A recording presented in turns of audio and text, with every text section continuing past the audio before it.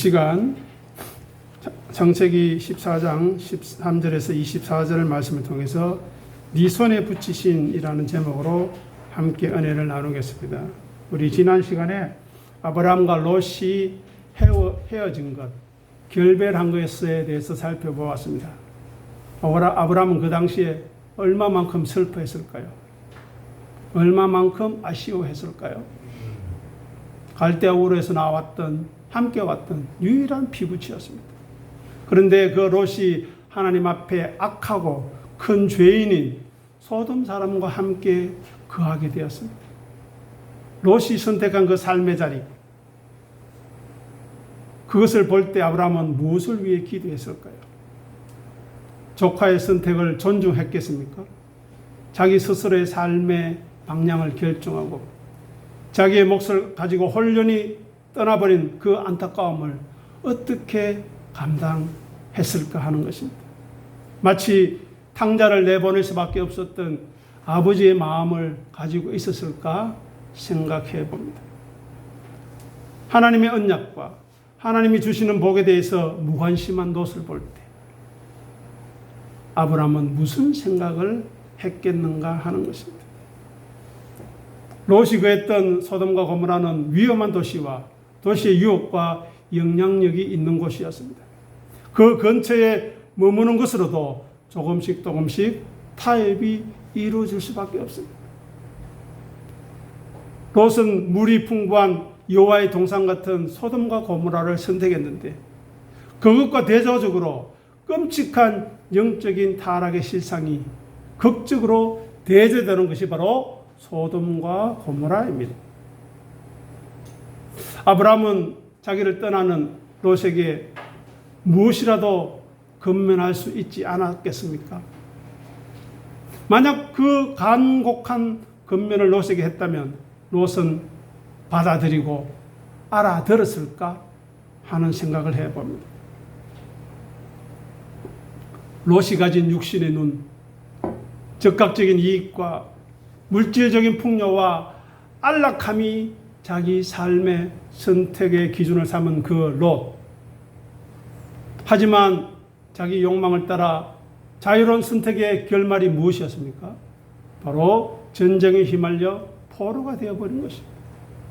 그렇게 죄의 미끄러운 경사길에서 있게 되면 서서히 조금씩 죄악된 문화의 중력에 끌어당겨져서 마침내 거기에 포로가 되는 것입니다. 그래서 우리는 어디에 가까이 있느냐가 아주 소중합니다. 진리의 말씀을 가까이 하고 있느냐, 예배를 가까이 하고 있느냐, 아니면 세상 일에 가까이 하고 있느냐, 아니면은 자기 생각에 사로잡히는가. 중요합니다. 그래서 우리는 무엇인가 판단할 때 과연 우리는 하나님의 말씀에 근거해서 판단하고 있는가 생각해야 합니다. 오늘 본문 14절을 보시기 바랍니다. 아브라함이 롯에 사로잡혔음을 들었다고 이야기합니다. 롯의 이기적인 선택에도 불구하고 아브라함은 혈육의 위기 앞에서 조금도 망설이지 않은 모습을 볼 수 있습니다. 불평하거나 원망하지 않았습니다. 나를 왜 떠났느냐고, 그래서 왜 나에게 이러한 어려운 일을 당하게 했느냐고 말하지 않습니다. 적극적인 반응을 하면서 원망이나 계산적인 마음이 아니라, 생각이 아니라 롯에 대한 책임감과 사랑을 내세우는 관대함과 의로운 성품을 우리는 생각할 수 있습니다. 거기다가 13절, 14절을 보면 아브라함과 동맹한 사람들, 그리고 아브라함이 길리고 훈련된 318명의 사람이 등장하고 있습니다. 아브라함과 동맹한 사람들은 그 지역의 유력한 마물에 에스골, 아넬과의 동맹을 맺었습니다. 즉 외교적인 수단이 좋았던 것 같습니다. 그리고 사회적으로 신망이 있었던 것 같습니다. 그래서 지역사회와 평화적인 관계를 잘 유지하고 있었던 것 같습니다. 그리고 아브라함은 318명이라는 돈으로 고용한 용병이 아니라 자기 집에서 태어나고 자란 충성스러운 가신들을 잘 길러낸 사람이었습니다. 그들은 단순한 목자가 아니라 전쟁 수행을 가능할 정도로 잘 훈련된 사병이었습니다. 아브라함은 평화로운 유목민이 아니라 위기 상황에도 대처할 능력을 갖춘 강력한 족장이었다는 것입니다. 그런데 이 모든 것을 생각하면 아브라함이 대단하구나. 역시 하나님의 사람이 잘 준비되어야지 라고 생각할 수 있습니다. 물론 그런 측면도 있지만 여기에 대해서 성경은 단호하게 이야기하고 있습니다. 20절을 보시기 바랍니다. 20절에 보시면 대적을 네 손에 붙이신 지극히 높으신 하나님을 찬송하라고 권면하고 있습니다. 아브라함의 전략과 용맹과 헌신에도 불구하고 그 모든 것이 하나님의 은혜로 말미암았다는 것입니다. 즉 궁극적인 전쟁의 승리자는 하나님, 승리의 주권자는 하나님이심을 인정하는 것, 그것이 자기를 부인하는 자세입니다.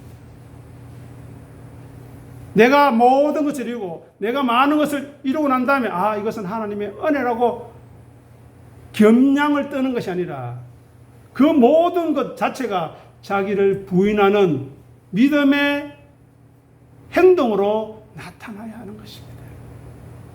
그래야 그 속에 악이 없고 죄가 없고 교만이 없는 것입니다. 그리고 히브리 사람이라고 이야기합니다. 그 말은 아브라함이 그 지역에서 나그네 이방인으로 있으면서도 지역사회의 보호자 역할을 감당했다는 것입니다. 그리고 여기서 붙였다는 말은 넘겨주다, 전달하다는 말입니다. 즉 인간의 힘이나 전략이 있어서가 아니라 하나님의 절대적인 주권에 전쟁이 달려 있었기 때문에 대적들을 아브라함의 손에 선물처럼 넘겨주신, 그리하여 아브라함의 교만을 막고 영적인 통찰을 주시는 하나님의 말씀인 것입니다. 아브라함이 318명을 데리고 전쟁에 났을 때 그 연합군의 동맹국과 싸울 때 두려움이 없었겠습니까? 내가 어떻게 해야 할지. 처음 접하는 전쟁이고 처음 나아가는 처음의 경험인데 두려움과 걱정이 없었겠습니까? 그런 모든 일들을 해결하신 하나님을 찬양하라는 것입니다. 그리고 16절에 보면 이야기합니다. 빼앗겼던 재물, 자기 조카 롯, 그의 재물, 부녀, 친척을 어떻게 해요? 다 찾아왔더라. 즉 원래 상태로 완전히 회복되었다고 이야기합니다. 이것은 9.7 작전의 어떤 실패도 어떤 미진함도 없음을 강조합니다. 완벽한 승리, 즉 함께 하신 하나님의 능력을 암시하고 있습니다. 하지만 저는 한편으로 생각합니다. 전쟁이 일어나지 않았더라면 겪지 않았을 고통, 굴욕, 상실감, 그런 아픈 마음은 어떻게 했겠는가 하는 것입니다. 그럼에도 불구하고 아브라함은 자기 조카 롯의 위기와 위험 앞에서 그를 외면하거나 방관하지 않고 관대히 용서하는 모습을 보여주며 불의에 고통받는 약자들을 위해서 의로운 행위로 자기의 삶을 자리매김했다는 것입니다. 수수방관하지 않고 구경꾼으로 머물지 않았다는 것입니다. 자, 창세기 18장 19절 주보를 통해서 그 내용을 살펴보겠습니다. 내가 그로 그 자식과 건속에게 명하여 여호와의 도를 지켜 의와 공도를 행하게 하려고 그를 택하였나니 이는 나 여호와가 아브라함에게 대하여 말한 일을 이루려 함이니라. 아멘. 아브라함을 택하시고 그 자식과 건속들을 택하신 이유, 우리들을 택하신 이유가 여기에 나오고 있습니다. 여호와의 도를 지키는 것, 공의로운 도를 행하는 것, 그리고 하나님이 언약하신 그 모든 일을 이루려고 하셨다는 것입니다. 하나님이 기뻐하시는 삶의 방식이 무엇입니까? 하나님의 말씀을, 하나님의 명령을 마음을 다해, 뜻을 다해, 힘을 다해, 정성을 다해 듣는 것입니다. 그리고 하나님의 뜻을, 그 섭리를 헤아려서 순종하고자 하는 삶의 방향을 계속해서 견지하는 것, 지켜나가는 것이 우리가 해야 할 일. 왜냐하면 하나님의 명령은 생명과 진리이기 때문입니다. 하나님의 명령은 하늘의 영광과 기쁨을 우리를 안내하기 때문입니다. 그렇게 참된 안식과 위로를 주시는 그 하나님의 명령으로 안내하고 소개하고 누리게 하는 길이기 때문에 우리는 그것을 알아가야 합니다. 그것에 궁금해야 하는 것입니다. 무관심해서는 안 되는 것입니다. 그리고 여호와의 도는 무엇입니까? 바로 하나님과의 올바른 관계 형성을 하는 내용입니다. 하나님과의 관계 설정이 올바르게 되도록 가르치고 위로하고 건면한다는 것입니다. 타락한 인간들을 향하신 하나님의 은혜와 선물인 것입니다. 그러니 여호와의 도가 무엇인지 왜 필요한지 생각해야 되지 않겠습니까? 하나님의 도와 하나님의 진리와 말씀은 모든 것을 새롭게 하고 거룩하게 하시는 처음이자 마지막이고 시작과 마침이 된다는 사실입니다. 다음으로 행하게 하려고 택하였다고 합니다. 택하지 않으면 어떤 일이 일어납니까? 하나님의 선택하심이 없으면 불순종의 타락으로 인해서 모든 타락한 인간들은 하나님처럼의 삶을 추구합니다. 자기가 선악 판단의 주체가 되어서 살아가려고 하고 살아가고 있습니다. 말씀이 주체가 아닙니다. 내가 무엇을 한다 안 한다, 내가 해야 된다 말아야 된다는 그 판단의 주체가 자기인 것입니다. 자기 감정이고 하나님의 말씀으로 판단하고 내가 정말 말씀을 사모해서 이것을 결정해야 되겠다, 잘 그렇게 판단하지 않는다는 것입니다. 그러니 자기가 중심이 돼서 선악을 판단하는 그 결과가 어떻게 되겠습니까? 일시적인 만족과 행복은 있을지 몰라도 거기에는 허무와 헛됨이 있습니다. 공허와 혼돈과 흑암만이 가득할 것입니다. 마침내 저주와 심판과 멸망으로 끝나게 되는 것이 바로 흑암에 있는 인생 되는 것입니다. 말씀의 빛이 자신의 마음과 생각에 비치지 않는 인생의 결말인 것입니다. 그런데 하나님께서 아브라함을, 저와 여러분들을 택하셔서 하나님의 도를 행하게 하려고 하셨는데 그 이유가 무엇입니까? 참된 생명을 알게 하시려고, 참된 기쁨과 안식과 감사와 하늘의 영광을 누리게 하시려고, 그리고 마침내 우리와 함께 하시려고 택하셨다는 것입니다. 그 과정에 힘듦이 있다 할지라도, 그 과정에 눈물과 아픔이 있다 할지라도 창세전의 택함으로 하나님의 하나님 되심을 나타내시겠다는 것입니다. 다음으로 전쟁 이후에 승리자로 돌아오는 아브라함의 모습을 한번 생각해보고 본문을 살펴보시기 바랍니다. 우리가 상세히 알 수 없지만 피 비린내 나는 전쟁이 끝이 나고 전혀 다른 두 성격의 두 왕이 돌아오는 아브라함 앞에 동시에 출현하고 있습니다. 그 첫 번째가 소돔 왕입니다. 17절 보시기 바랍니다. 소돔 왕이 사회 골짜기 곧 왕의 골짜기에서 그를 영접합니다. 여기는 세상 권력과 정치가 이루어지는 공적 장소입니다. 왜냐하면 소돔 왕이 아브라함을 영접하러 왔다고 하는데 무엇 때문에 나와왔습니까? 바로 세속적인 협상, 자기 거래를 위해서 나온 것입니다. 아브라함의 승리를 이용해서 자기 이익을 챙기려고 자기 백성을 되찾으려는 계산적인 의도로 아브라함을 맞이한다는 것입니다. 그 백성이 자기 힘의 근거가 때문에 그것만은 찾아야 되겠다는 것입니다. 우리는 예배에 자기 이익을 위해서 나오지 않습니다. 정말 하나님의 영광을 위해서, 내가 하나님의 사람으로 올바르게 살아가기 위해 필요한 것이 무엇인가를 생각하며 나오시는가 하는 것입니다. 그런데 소돔 왕은 승리하고 돌아오는 아브라함에게 세상의 방식을 대표하는 인물인 소돔 왕이 아무것도 가져오지 않으면서 아브라함에게 무언가 요구하러 나왔다는 것입니다. 이것이 바로 진리를 알지 못하는 인간의 모습입니다. 18절에 두 번째로 멜기세덱이 나옵니다. 갑작스럽고 신비스러운 등장입니다. 아무런 배경 설명도 없이 마치 하늘에서 떨어진 것처럼 갑자기 나타났습니다. 이 멜기세덱에 대해서 히브리서 7장 1절에서 3절을 통해 더 자세히 알아보도록 하겠습니다. 주보 광고란에 가셔서 같이 읽어보겠습니다. 이 멜기세덱은 살렘 왕이요 지극히 높으신 하나님의 제사장이라. 여러 왕을 쳐서 죽이고 돌아오는 아브라함을 만나 복을 빈 자라. 아브라함이 모든 것의 10분의 1을 그에게 나누어 주니라.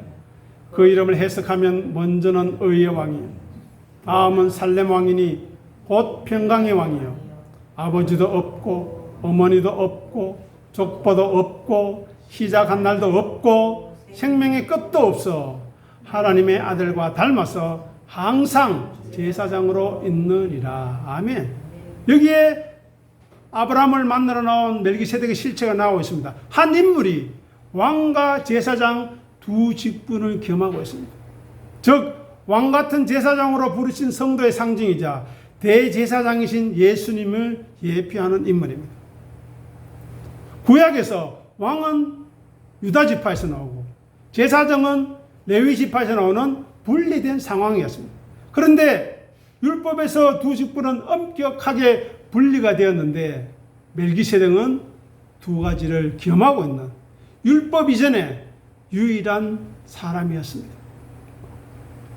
아브라함에게 복을 빈 멜기세덱. 원래 복은 낮은 자가 높은 자에게 축복을 받는 것이 아닙니까? 높은 자가 낮은 자에게 복을 비는 것이 영적인 원리이고 복의 원리입니다. 그래서 멜기세덱은 아브라함보다 더 영적인 거리를 가지고 있는 존재라는 것입니다. 그리고 또 아브라함이 거기에 반응해서 전리품의 11조를 멜기세덱에게 바치고 있습니다. 그것은 바로 하나님께 바치는 것이고 후대 레위 제사장들이 받아야 되는 예물을 상징하고 있습니다. 즉 멜기세덱은 레위 제사장직보다 더 근원적이고 우월하다는 증거입니다. 멜기세덱은 의의 왕이요 평강의 왕이라고 말하고 있습니다. 이것은 바로 예수 그리스도를 상징하는 것입니다. 죄인과 하나님 사이에 화평을 이루신 자기의 몸을 희생제물로 드리신 영원한 제사장이신 예수님, 그리고 의의 왕으로서 세상을 공의로 다스리시는 예수님을 나타내는 것입니다. 멜기세덱에 비해서 레위 제사장들은 어떻습니까? 그들은 죽음으로 인해서 그 직무가 끊어지고 단절되지 않습니까? 그리고 다른 사람에 의해서 계속해서 이어져야 합니다. 하지만 멜기세덱과 예수님은 시작도 끝도 없이 부활하셔서 영원히 살아계셔서 예수님의 제사장직은 영원하신 것이고 단 한 번의 속죄로 영원한 구원을 성취하신 분이 예수님이고 그것을 상징하는 존재가 오늘 본문에 나오는 멜기세덱이라는 것입니다. 멜기세덱은 예수님을 가리키는 탁월한 모형의 예시입니다. 모형이며 예시입니다. 구약의 인물, 구약의 제도, 사건들은 더 위대한 실체를 나타내고자 하는 그림자이고 모형의 역할을 하는 것입니다. 바로 예수 그리스도를 나타내고자 하는 것입니다. 다음으로 멜기세덱이 가지고 나온 것이 무엇입니까? 떡과 포도주입니다. 왜 하필 떡과 포도주일까요? 그것은 바로 산자이신 예수 그리스도의 진리를 상징하는 것입니다. 예수님이 성만찬 때에 자기의 피와 살을 대신하여 떡과 포도주로 제물을 삼음으로 보편화시킨 것입니다. 그렇지 않으면 지금 저와 여러분은 유대 땅에 있는 그 성전에 가서 동물 제사, 피의 제사를 여전히 드려야 하는데 떡과 포도주로 멜기세덱에게 영접받음으로 아브라함은 예수님의 성만찬을 선언적으로 참여하게 되는 놀라운 은혜를 경험하게 된 것입니다. 그리고 아브라함의 전쟁을 생각해 보십시오. 다른 동맹국들은 남의 것을 빼앗기기 위해서 자기 것을 지키기 위해서 싸운 싸움이지만 아브라함은 남의 것을 빼앗기 위한 전쟁에 참여한 것이 아닙니다.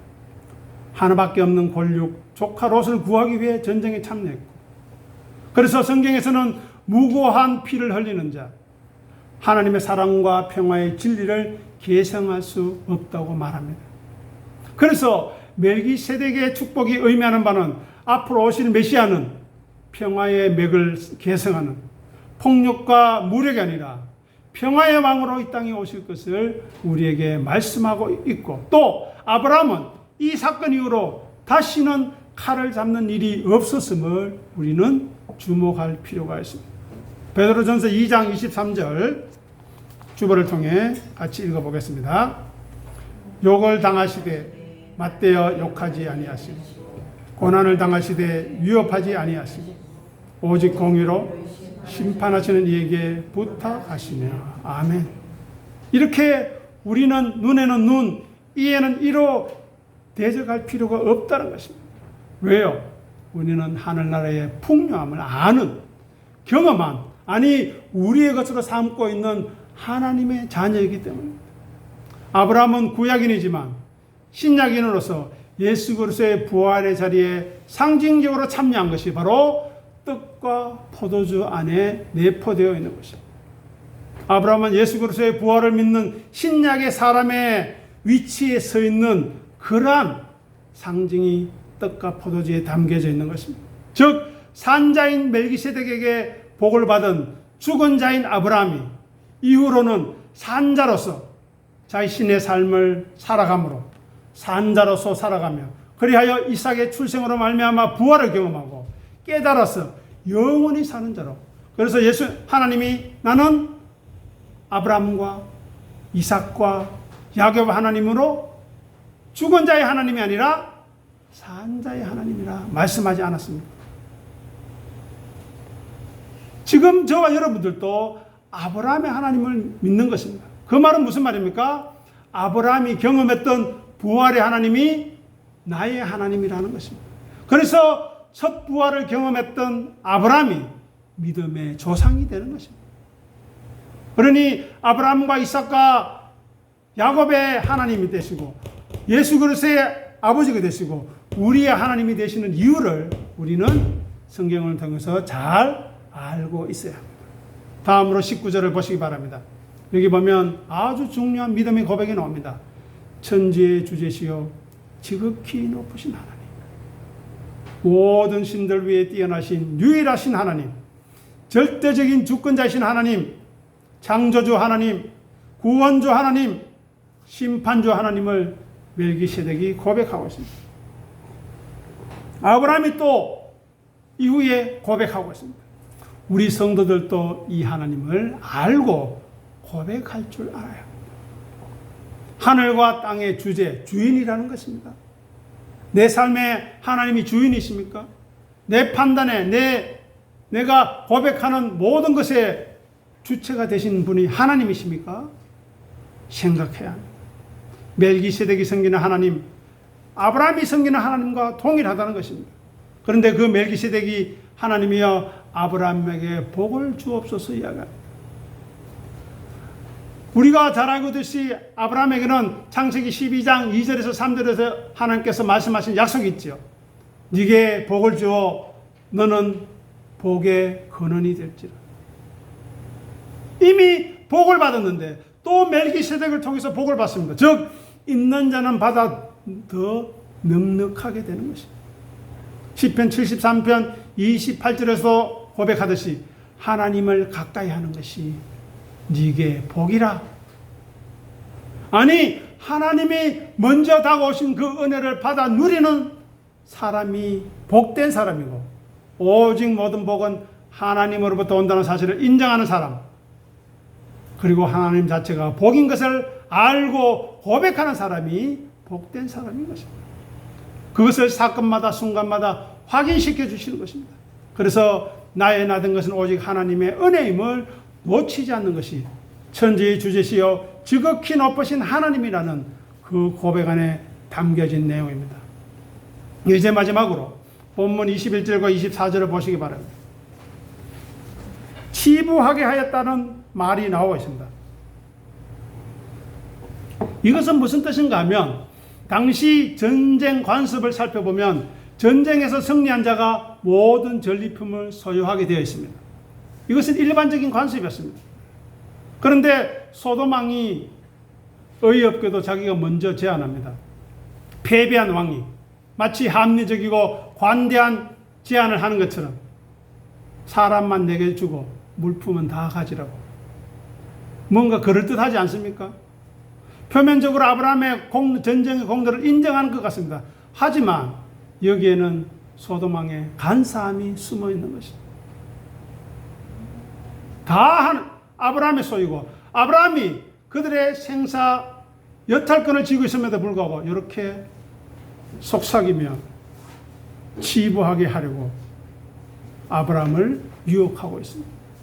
그러나 아브라함의 고백을 보시기 바랍니다. 무엇이라고 이야기합니까? 천지의 주제시요 지극히 높으신 하나님, 여호와께 내가 손을 들어 맹세한다. 멜기세덱이 계시한 내용, 그 말씀을 반복하면서 자기의 고백으로 삼는 것입니다. 자기의 고백으로 성화시킵니다. 그리고 거기에다가 여호와를 덧붙여서 내 삶에 간섭하신 하나님 여호와를 덧붙여서 고백하고 있습니다. 이렇게 우리는 성경 말씀을 가지고 자기와 인격적으로 언약을 맺으신 여호와이심을 공개적으로 선포하는 아브라함의 모습을 배울 수 있어야겠습니다. 그래서 아브라함의 부의 출처가 소돔 왕의 덕분이라는 것을 듣기 싫어했습니다. 그는 오직 하나님의 축복만을 생각했습니다. 만약 아브라함이 소돔 왕에게 재물을 받았으면 어떻게 될까요? 하나님의 영광을 가리게 되는 것입니다. 실 한 오락이 들매끈 한 가닥이라도 나는 취하지 않겠다. 사사한 것조차 허용하지 않겠다는 것입니다. 소돔의 부정한 재물과 어떤 관련도 맺지 않겠다는 완전한 분리의 의지 표명을 하는 신앙적인 모습이요, 자기 부인의 모습입니다. 여러분, 전쟁에 승리한 사람이 전쟁의 전리품을 포기하기가 쉽겠습니까? 내가 기업을 일구어서 엄청난 부를 일구었는데, 내가 농사를 짓고 가축을 길러서 엄청난 부를 가지고 있는데 그것을 다 포기하기가 쉽습니까? 절대 쉬운 일 아닙니다. 다만 조건을 겁니다. 오직 젊은이들의 먹을 것, 동맹한 자의 분깃을 제하고 있습니다. 그들의 분깃은 그들이 가져야 한다는 것입니다. 이것은 아브라함의 신앙적인 결단입니다. 광신적이거나 비합리적인 신앙이 아닙니다. 편파적이거나 혐오적인 신앙이 아닙니다. 전쟁에 참여하여 소모한 식량이 있을 것인데 그것을 당연한 경비로 간주하고 계산해서 자신의 맹세로 말미암아 맹세를 동맹군에게 강요하거나 그들에게 요구하지 않았고 그들의 당연한 몫으로 존중했다는 것입니다. 이렇게 아브라함은 하나님의 이름과 영광을 지키는 것을 우선시했고 자신의 명예와 부의 축적에 관심을 가지지 않았다는 것입니다. 하나님의 복의 통로이자 증거로 자신의 삶이 자기의 재물조차 사용되기를 소원하는 아브라함의 모습을 우리는 놓치지 않아야 합니다. 왜냐하면 소돔은 죄와 타락을 상징합니다. 하나님의 심판을 상징하는 대표적인 장소입니다. 그런데 그 소돔과 고모라의 재물을 아브라함이 가지고 있다 생각해 보십시오. 그것으로 편안함을 누린다 생각해 보십시오. 신앙의 양심으로 그것은 허락되지 않는 것입니다. 그래서 아브라함이 소돔의 재물을 거절했던 것은 죄악된 세상의 방식과 가치관으로부터 자신을 거룩하게 구별하는 신앙적인 몸부림이었던 것입니다. 아브라함은 보이지 않는 하나님의 약속을 더 붙들었습니다. 눈앞에 보이는 막대한 이익과 재물에 마음을 두지 않았습니다. 관심을 두지 않았습니다. 그러면 우리도 여기서 물어야 합니다. 우리는 보이지 않는 하나님의 약속이 더 가치 있게 보입니까? 아니면 눈앞에 내 손에 잡히는 이익과 재물과 건강에 더 관심을 가지고 있습니까? 그런 유혹이 있습니까? 그런 갈등이 있습니까? 물어보아야 합니다. 하지만 아브라함이 그랬듯이 우리들도 믿음의 선택을 통해서 우리의 믿음이 올바르다는 것을, 우리의 믿음이 진리에 근거하고 있다는 것을 증명할 수 있어야 합니다. 우리의 삶 속에서 예기치 않는 사건이 생길 것입니다. 아브라함이 그랬듯이. 그러나 하나님의 사람은 말씀으로 근거해서 상황을 판단하고 행동할 필요가 있는 것입니다. 억지로 하거나 자기 이익을 따라 판단해서는 안 될 것입니다. 오직 생명을 살리는 기준으로 행동해야 합니다. 하나님이 기뻐하실 것인가? 예수님께서 나에게 주신 그 은혜를 헛되이 하지 않는 것은 아닌가? 그 기준으로 행동해야 합니다. 그리고 형제들의 고통과 아픔에 수수방관하거나 구경꾼으로 남지 않도록 해야 합니다. 그것을 이용해서 자기의 체면을 챙기려고 해서는 안 되는 것입니다. 아브라함이 하나님의 언약을 붙들고 판단하고 행동했던 것처럼 사적인 이익이나 자기 평판을 따라서 체면을 따라서 움직이지 않았던 것처럼 저와 여러분들도 천지의 주제시요 지극히 높으신 하나님께만 영광이 되는 것에 집중하고 자기를 드러내지 않는, 자기를 숨길 줄 아는 아브라함의 신앙이 우리의 신앙으로 간직되어지기를 간절히 소원합니다. 기도하겠습니다. 아버지 하나님, 은혜를 감사합니다.